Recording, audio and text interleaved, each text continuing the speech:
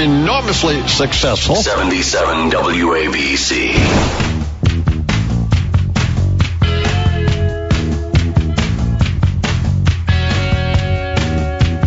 Back here on the Bernie and Sid Show at 10:20 here on your Tuesday morning, and we are, again, we've been promoting this all morning long, even on Imus earlier today. The great coach himself, George Karl. The book is Furious George, My 40 Years Surviving NBA Divas, Clueless GMs, and Poor Shot Selection. One of the all-time greats, George Karl, joining Bernie and Sid in studio. Good morning, George. How are you? Good morning. I'm good. Busy, jumping around all over New York. So you were on Fox this morning? Yeah, early in the morning. Raising a real ruckus with this book, and rightly so, and God bless. Nobody would expect differently from George Karl. And I will say this, that let me just read from the introduction, the end of the introduction. I still have a low tolerance for bull, shizzle, and hypocrisy, and I continue to raise my voice and point it out when I see it because there's a lot of BS out there. You go on to the final sentence. The usual criticism of an autobiography is that they're self-serving, too obviously written to even old scores, or that their main purpose is to get the last word in. Will that apply to this book? Hell yes. Might as well admit it. George Karl. And by the way, all the money from the book goes to the GeorgeKarlFoundation.org, right, which serves to cancer, mostly for cancer advocacies for patients. Having been a throat and neck cancer survivor yourself. Throat, neck, and prostate. And prostate, wow. Sorry, God bless. And my son had thyroid, so... Yes, indeed. Right. I'm an amateur expert. And yet, amazingly, wasn't that long ago, less than 2 years ago, you were coaching in Sacramento, doing all that stuff. After all of this, it's incredible, really. Well, I actually had three good... when I had cancer in 2010... Right. That was probably the best team I've ever coached when I had cancer. And we lost in the first round because after I went into chemo and radiation, I couldn't coach anymore, and the team, struggled a little bit. And then the next 3 years were a lot of fun coaching basketball because I learned to delegate a little bit. In Denver, you're talking about? I did, yeah, in Denver. And we made the Melo trade. Our team sustained some excellence, and we played really well and had some fun. Let's stop there right with Melo. We're both Knicks fans, and I'm a diehard Melo guy. Working at WFAN a couple of years ago, when Melo re-signed with the Knicks, I spent every day arguing with my co-hosts on that station. They did the right thing. Oh, no, he doesn't play defense. It's like they wrote your book. He doesn't play defense. He doesn't pass. And you were very, very tough on Carmelo Anthony in this book, talking about those things and calling him selfish and a bunch of other things along the way. Now, you have admitted, I think, since that he's evolved as a player. But personally, on the court, you were pretty tough on Carmelo Anthony. The guy got to the Western Conference Finals one year, George. Let me remind you. Well, I also want you to know that I respect Carmelo Anthony as a great player and a Hall of Fame type player. I mean, but when you coach a guy for 5 or 6 years, you're going to have some crashes. You're going to have some situations where there's not going to be a harmony. And for me, Carmelo was frustrating for me because I saw a guy that could be maybe one of the best ever. And so pushing him to play defense, pushing him to be an unselfish player, pushing him to be a triple-double guy. I mean, there's nothing on the court that Carmelo can't do at a high level. And, his forte is what he likes is probably scoring points. Yeah. He likes to score numbers, and he's really good at it. Maybe he's by far the best guy I ever coached at scoring. And people and the fans of NBA think scoring's easy. It's the hardest thing to do in the NBA is to score points against good defenses, against scouting reports that are just totally tilted to take you out of the game and to frustrate you. And to do that as long as Carmelo has done has shown his greatness. And, of course, George Karl, the former NBA coach, the book is called Furious George, My 40 Years Surviving NBA Divas, Clueless GMs, and Poor Shot Selection. Your basic beef against a lot of the players that you coached throughout the years is that they're selfish, prima donnas. They make more money than the coaches and think they don't have to listen, and they don't really hustle for you because they're pampered and spoiled. Essentially, do I have that right? I think you have to understand that you're talking about a small percentage of all the players I coach. The vast majority of the players do it the right way, are extremely strong professional. But I will say this, yes, but the feeling I got from the book was the majority of the players you don't get on, but the majority of your good players, the high-paid guys, you did get on. That's the perception I got from the book. The superstars, you were tougher on them. Well, talent and tolerance is a part of coaching. if you're really, really good, you get more toleration. Right. And when you're very just good, you might not get toleration. Right. And if we think we treat every player the same way, and then throw in coaching them hundreds of games, not 20 games, not 30 games, but hundreds of games, there is going to be some conflict. There is going to be some disagreement. There is going to be some distress between what I want and what I got, and vice versa. That's fair. I mean, you do talk about, though, specifically guys like J.R. Smith, who we know here, Bernard and I, from his days with the Knicks, and even Kenyon Martin from his days with the Nets. You do talk about a lack of parenting at home, a lack of a father figure that you think has led to some of these guys, some of their antics on and off the court. That's another issue with you in the NBA, yes? Again, I'm not an expert on this. All I'm saying is we sit in rooms every day trying to figure out how to help these guys be better, how they get their mental toughness on the right path. And I was blessed. I mean, I not only had a good father, I had Dean Smith in my life, who became my second father. Pretty good. And so much of who I am today starts with my fathers. And I had a tough ride with my son. Because of basketball, my son and I grew apart a little bit. And fortunately, we have now come back together. So to do that without that support system, without that whatever. Yeah. Without that pillar of trust and the pillar of belief in you. And what's funny about it is I think the mothers have done fantastic jobs. Right. Some of the Kenyon Martin has a super mom. Yeah. Kenyon Martin and mom did a great job and still does a great job. And so it's just a situation where I think I wrote it poorly in the book. And I think there's a reaction that created a reaction that I'm sorry for. But again, everything... it should. I actually said it shouldn't be furious, George. It should be more frustrated, George. because every day you're frustrated. There's no coach in the NBA, even Greg Popovich, goes home at times very frustrated. So you do regret the way you phrase it. You just said that Kenyon Martin tweeted some really nasty things after reading some of the stuff in there. But so it's the wording. But essentially, though, a lot of the players are spoiled still. I mean, you stand by that. That's true. I mean, let me ask you this question. Is there any big names that you coached who were responsible, stand-up, guys who can lead? Because I didn't see that in the book. Is there any of the big names? Yeah, big names you want to mention? Well, I think Gary Payton grew into that type of player. Yep. All right. I think, Ray Allen's a good guy, right? I think Ray Allen, I had Ray when we had a tug of war. We had a fight. Yeah. But I think he evolved Yep. into being a special pro. That's a Hall of Fame pro. I don't think 21-year-old players come into the NBA and understand the game. It takes them maybe 3, 4, 5, maybe 6, 7 years. And that's what the process of frustration can become, or furious. Because every day we are being evaluated. Every day we're being critiqued. Yeah. Every day we're being told we did something wrong. And to stay in an energy force. And I hate the image of attitude of players, but the whole comes down to is that's what I'm coaching. George, listen to me. You're never going to die. I'm going to tell you why. Why's that? Because 1 year in Denver, you had Carmelo Anthony, J.R. Smith, Kenyon Martin, and Allen Iverson on the same team. If that didn't kill you, George, nothing. But the thing that doesn't come out in the book also is there's a reward to making that work. Right. To making that work. We didn't win a championship with that, but we, in general, made it work. Made it work at a high level. And don't get me wrong, there are many days of banging your head against the wall and wanting to jump off the bridge and all that stuff. But when it works, then you get that juice. And juice it has worked for you. You're one of 9 coaches who've won over 1,000 games in the NBA. Let me ask you just this question here, the obvious, which is the culture clash. You have young black players. You're an older white man. Do you think that plays into any of these clashes? I can't. My evolution has been amazing because I started coaching when I was 33. When I might have had players older than me. Right. And now I'm grandpa. Now I'm the guy that's wearing the glasses, can't hear very well, and yelling and screaming and stuff. And some people call me angry because I don't. I think my life since my second cancer, I've balanced my life out pretty well. I don't think I'm as furious as I was when I was 35 or 45 years of age.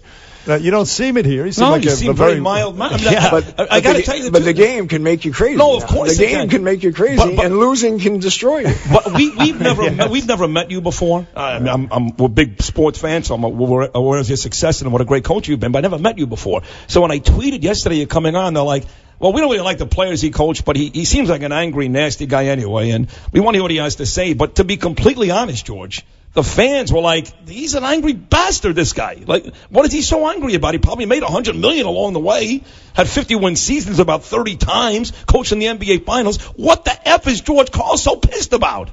It's the nature of the game. Because remember, when you had that good year, when you won 50 games, you still lost 35. Right. True. Yeah. You know, just remember. I mean, it's not it's not a joyride. A lot of fans think they can do my job and sit in that chair. Oh, 100%. I want you to know, a lot of you fans don't even want to get in that chair.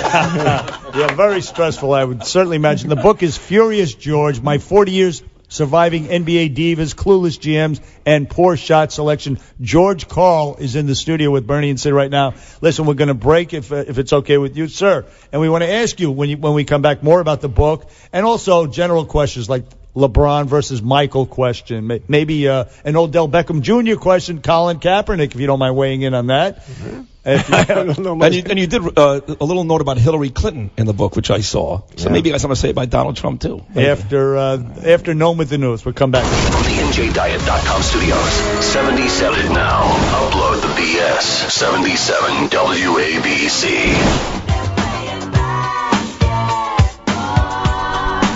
Back here on the Bernie and Sid show.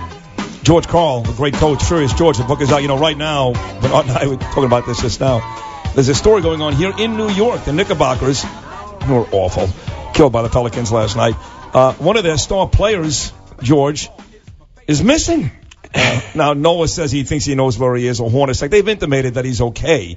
But Derrick Rose has literally been missing for 2 days. That's the type of stuff you talk about in your book. I mean, here's a professional athlete making $20 million this year who doesn't come to the game, doesn't call anybody, just doesn't show up.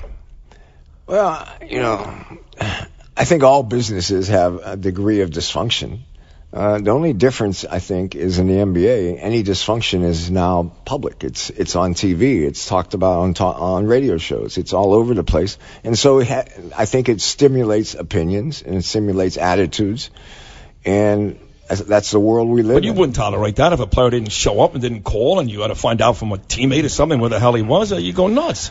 Well, I think it now, 25 years ago, it was a player-coach situation. Now, anything that happens in the league, with a team, it's an organizational situation. It's an ownership. Some owners, and Mark Cuban likes to be involved with those situations. So it has grown. It's grown into a mess. Sometimes too many of opinions is not good for a decision. Right. And I think that's the world of the NBA right now. You have a lot of people in the boardroom. When it started in 1975, 1980, there was 3 or 4 guys in the boardroom. Now there's 23 or 33 guys in the boardroom. Right. And regarding the Knicks, Phil Jackson, let's just ask you about Phil Jackson. You contrast yourself with him. He's sort of a laid-back guy, smoking pot, doing hot yoga. No, you didn't say that. I said that. But that's his style, and your style is to get all up in the players' mush. But regarding Phil Jackson, he got $65 million, and the Knicks are an utter disaster after 3 years now with Phil Jackson here? He's in year 3 now, I think, right? I mean, what happened to the genius that was Phil Jackson? Is it just a matter of he got lucky with good players years ago, and the talent really wasn't, is that the key to success, essentially? I'll be honest with you. I'm not sure. I think coaches should have more say in organizations than less say. But in the same sense, I'm not sure a head coach, the skill set to be a good head coach is the same skill set to be a good general manager.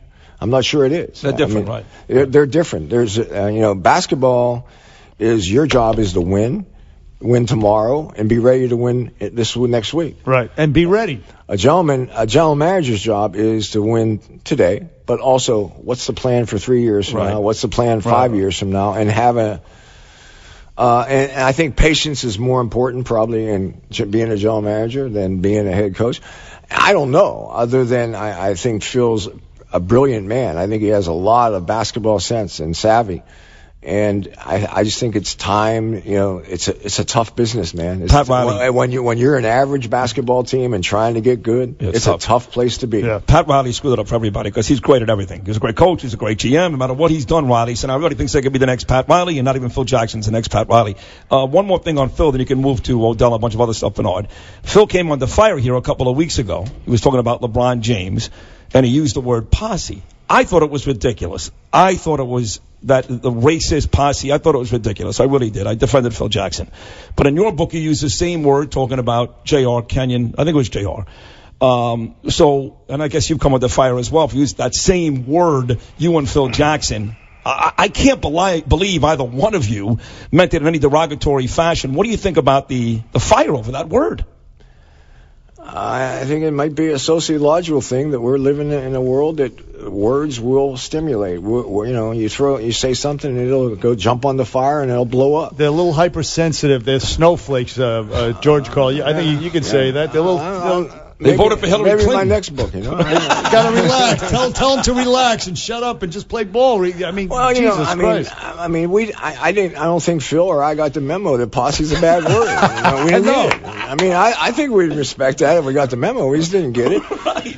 And the JR, that was 6 years ago. That was a long time ago that the word was out there. I remember Gary Payton had the first posse, and I love those guys. They were great guys. Yeah. Posse, entourage. I mean, what the hell? Right. Yeah, the entourage probably is more acceptable. A group of supporters. More white. Entourage. More white. Okay. All right. So let me ask you this question. George Karl, the book is called Furious George. It's to sell books. It's not necessarily true. Okay. My 40 years surviving. It's a headlines. Headlines, Furious George is the name of the book. George Karl is the former NBA coach in the studio with us. Let me just ask you this question. The story, big story in New York, Odell Beckham Jr. You're a coach. It applies universally, basketball, football, whatever the hell.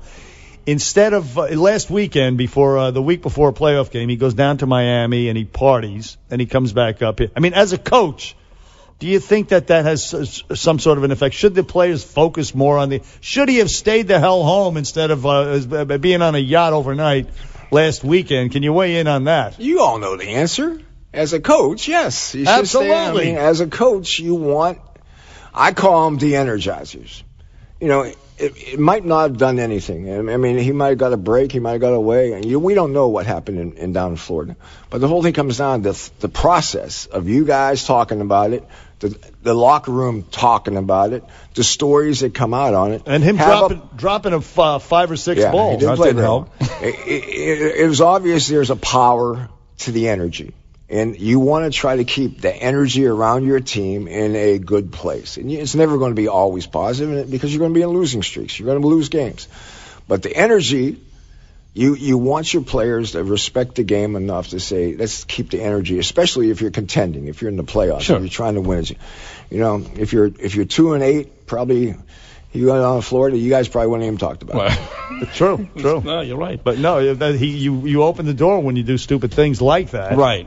Again, I mean, money and youth is something I've always been. If you would have given me millions of dollars when I was 19 or 20 years old, you may have been different. I think I would have messed up. With that said, have you met all of Sean Kemp's kids? All of them? No.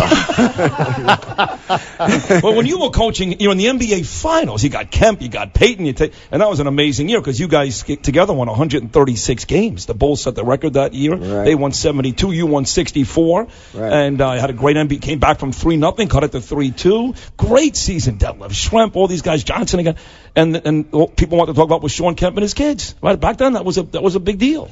Big story. But people forget Sean Kemp was the best player on that court. He was better than Michael, better than all those guys, even though they were the better team. Yeah. The best player in that series was Sean Kemp. He was amazing. He was really good. You must have been happy for Gary went on to win the championship with Miami Heat too, right, Peyton? Yeah. I was happy for Gary, and people are going to be surprised. I actually had a happy moment last year for LeBron and JR. You did. And I usually don't root for guys, but what LeBron did going back to Cleveland and delivering that story was a good feeling story.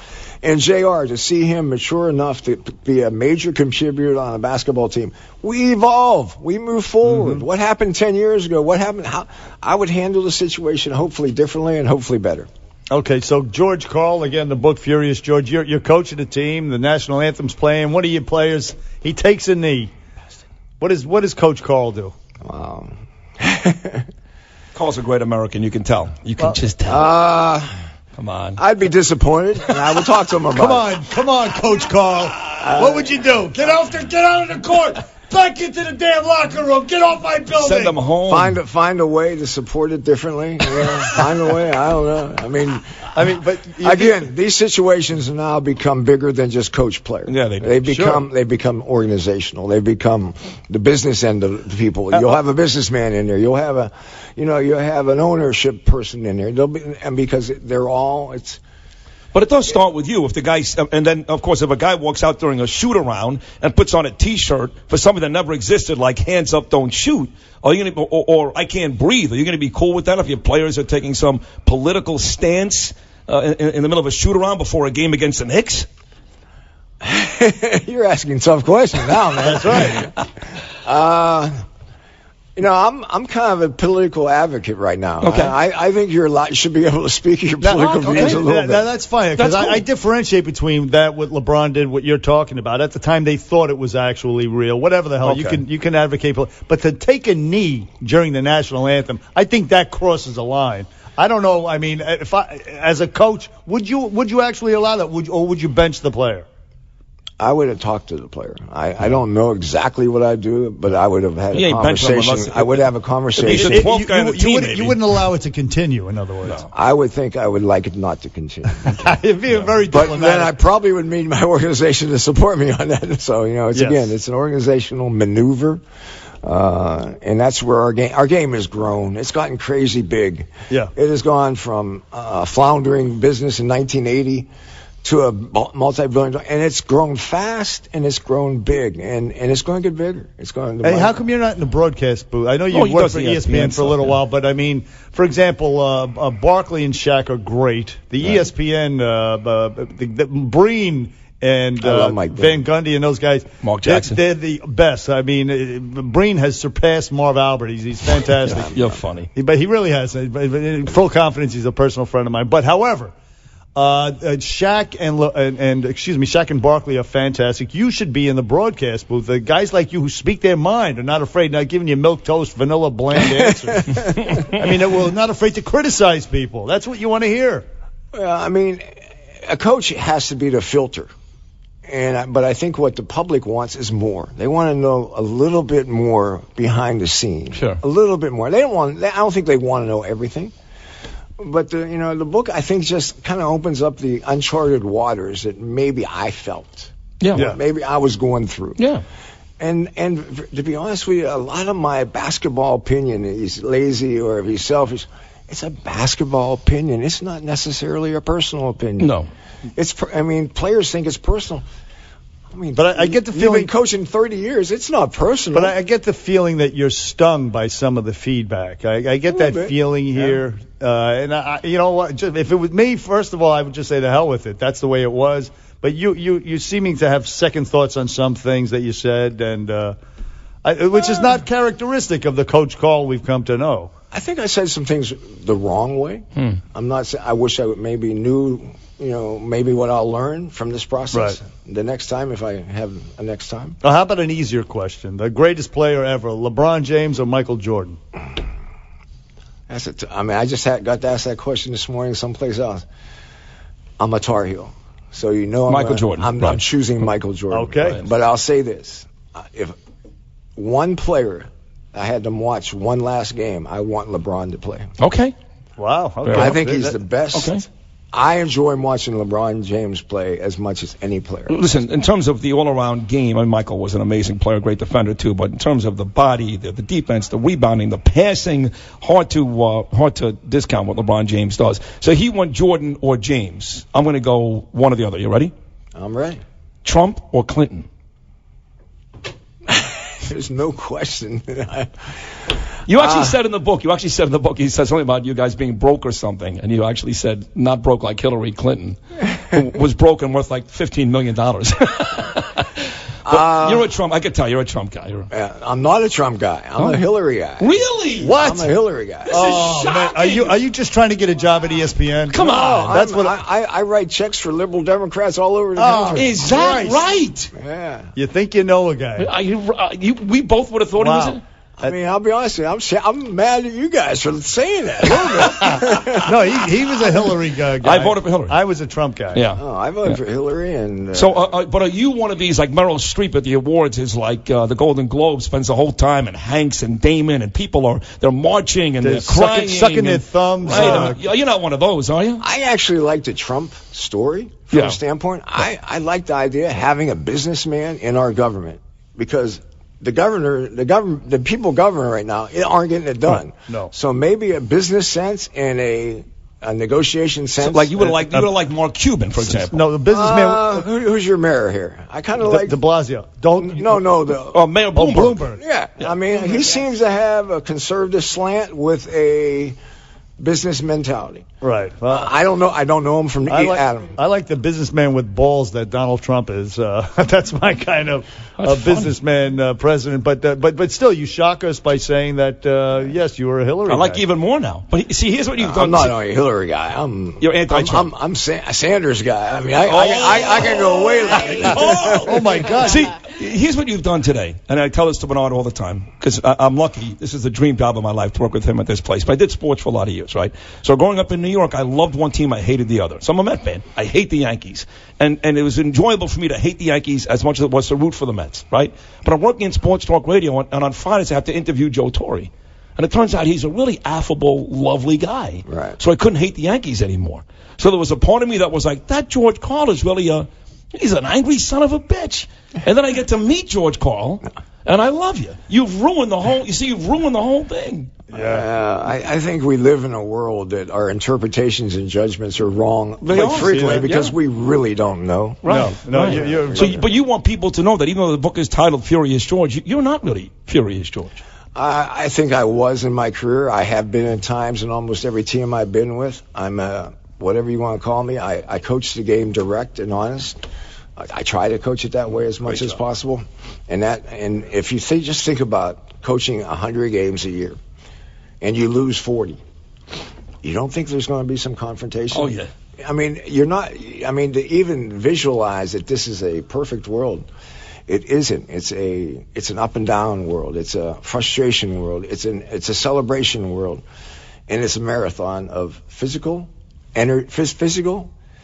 mental, and also emotional energy that goes on a daily basis. And you make that clear in the book. The book is Furious George. It's an unvarnished account of a pugnacious NBA coach. Pugnacious. George Karl, Furious George, my 40 years surviving NBA divas, clueless GMs, and poor shot selection. George Karl, congratulations on the book. Yes. And Godspeed with your health. You look fantastic. You're a cancer survivor. And good luck to you. And thank you for appearing on Bernie and Sid. I enjoyed it, gentlemen. Great job. Thank you very much. 77 WABC. Traffic and Transit. In the Bronx, the Henry Hudson is closed southbound from an accident between Mosholu Parkway and Broadway. It's about a 30-minute jam from Rumsey Road. And the Bruckner Expressway westbound at the Hunts Point Drawbridge, we still have that disabled. Napa know-how. A Napa guy knows that by the foot, there's no better ride than an old station wagon. Room for 6 people facing forward, 2 people facing backward, and a whole lot of luggage, lumber, and bicycles haphazardly strapped to the roof. If you can parallel park that beast, you can park anything. And with some quality parts and a little Napa know-how, you can keep your land ship running longer, stronger. It's not obsolete. It's a rare treasure. That's Napa know-how. Napa know-how.